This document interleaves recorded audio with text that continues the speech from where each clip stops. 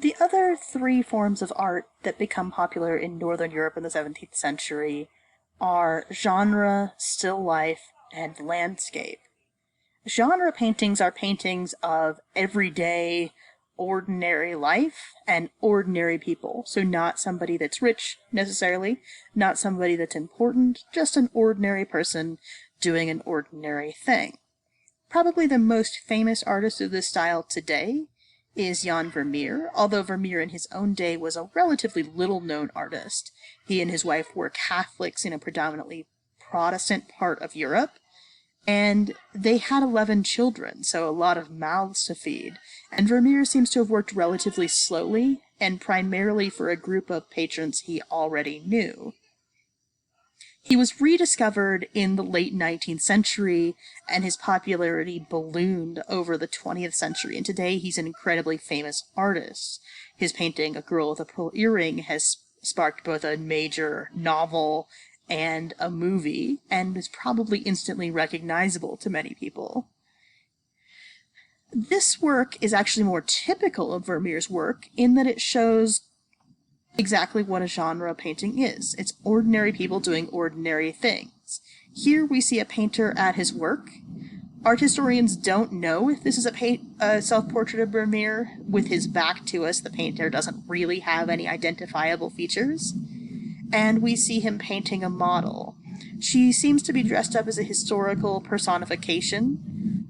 Some art historians think she might be the muse of history, although more recently art historians have proposed that she may also be the muse of poetry, due to her closed eyes.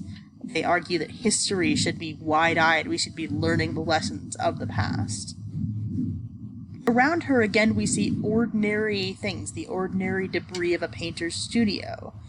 Behind her, hanging on the wall, is a map of the Dutch colonial possessions throughout the world, showing the economic powerhouse of Northern European colonies. And around her, we see ordinary objects. Also popular at this time were still lifes. A still life was a way of showing your taste and refinement. These paintings often show expensive objects and hint at the lifestyles of the rich. But they're also a continuation of the kind of iconography we talk about in the 16th and 15th century. These objects that are shown in still lives often have meaning or symbolism that their readers would, or viewers would have been able to interpret. Clara Peters was, again, another female artist who started this trend, and this is from a series of paintings called breakfast paintings. And although the paintings are called breakfast paintings, they represent actually the different meals that would be had throughout the day. Here we see that what breakfast would have looked like in a wealthy household, with fruits and nuts, a selection of different kinds of breads and buns, on an elegant table, a chocolate or coffee pot in the background, and a bouquet of flowers to the left-hand side. You may be familiar with this idea of flower painting, which are a later form of still life, and these both represent the flower industry, which was popular in Northern Europe in the 17th century, but they also are one of those places we see this kind of symbolic meaning. Very often, if we look closely, there's at least one flower in the bouquet that is not quite open. So we can see up here at the top, we have a daffodil that hasn't quite opened yet. And we see at least one flower that is dead or dying. In this case, we can see this poppy that's fallen in the background. These represent the life cycle of human beings. We see the kind of immature flower. The majority, or the most important features, are those at the prime of their life, and then at least a few that are past their prime. The third kind of painting that's popular at this time is landscape.